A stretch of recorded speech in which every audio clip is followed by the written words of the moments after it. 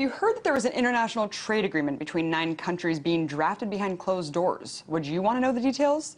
Well, that's exactly what's happening. It's called the Trans-Pacific Partnership, and it's a trade agreement between Chile, Australia, Brunei, New Zealand, Peru, Singapore, Malaysia, Vietnam, and the United States. And what better way to explain it than a song? Take a look.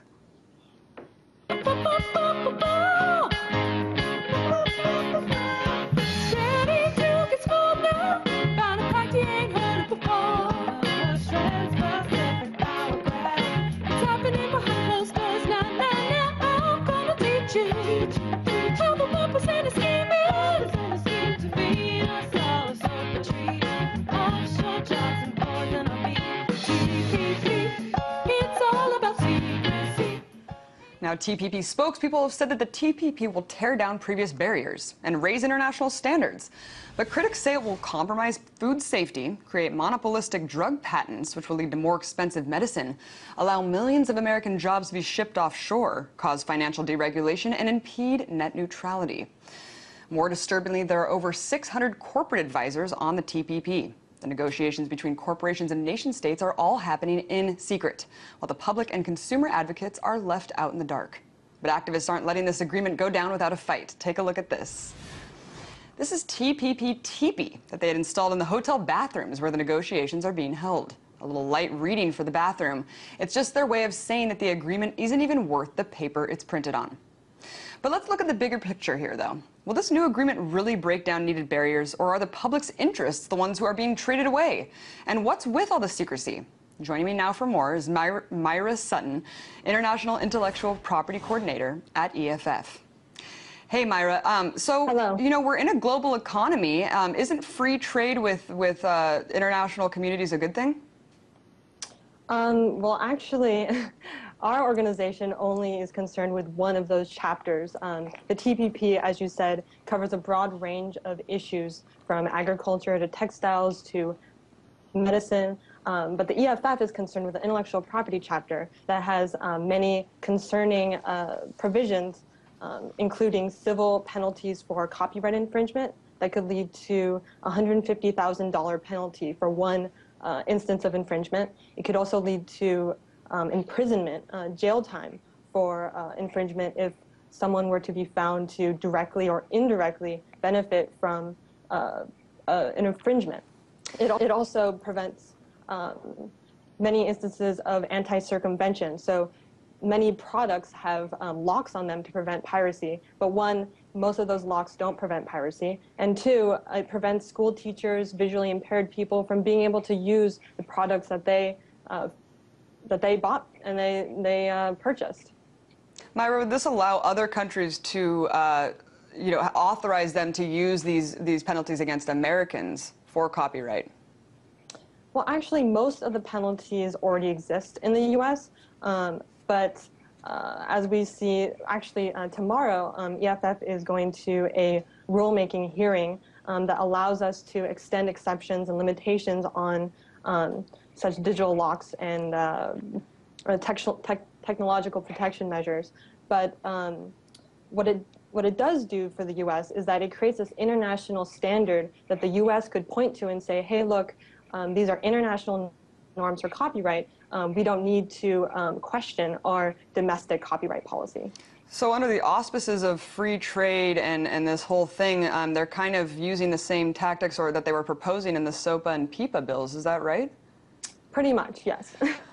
So talk a little bit about the corporate advisors to this. I mean, are there telecommunication industry advisors involved in drafting these negotiations?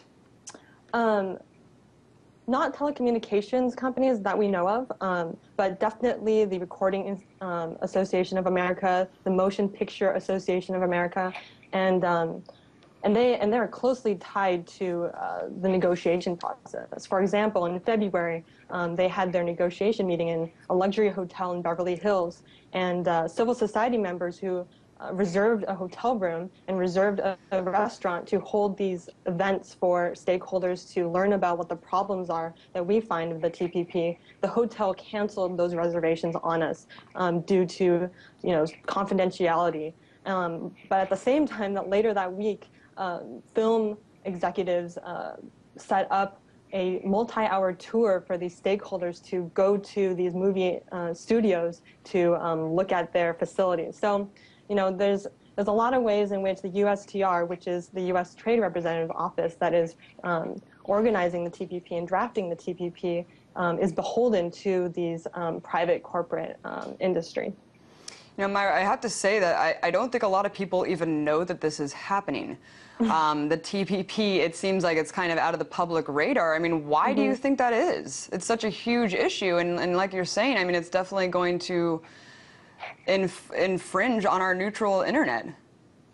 Well, we're working on it. I think that video that you showed that actually dropped last week, it was created by Public Citizen. I think such videos and graphics are really effective at targeting the public and hitting them in the heart, and to get them to understand that this is a very powerful trade agreement that is really skirting democratic processes and skirting, you know, what we find true and dear about our democratic process of making legislation and agreements. So I think people should be infuriated.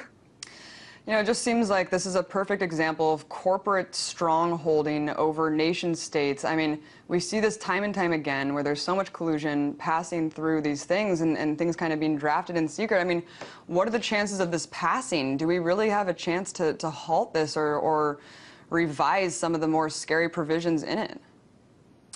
Well, our tactic now is to pressure Congress, our U.S. Congress, to call for transparency in this agreement, and to stop efforts right now to create actually to renew this fast track provision that allows such trade agreements to fast track through Congress within 90 days. One expired in 2007, but they're trying to renew it again so that TPP can just go through Congress without them being able to question or change the agreement at all. So it's really up to the public to be aware and to pressure the representatives against letting this trade agreement pass through.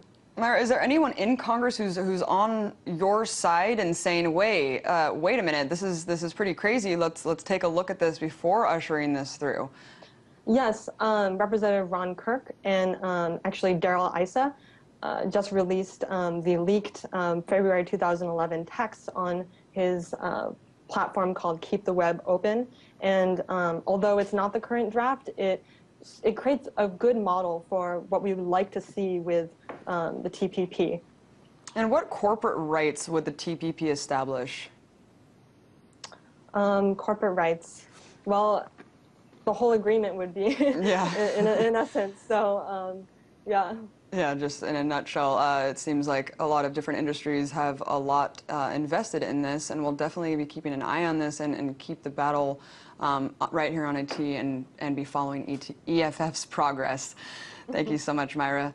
That was Myra Sutton, International Intellectual Property Coordinator at EFF.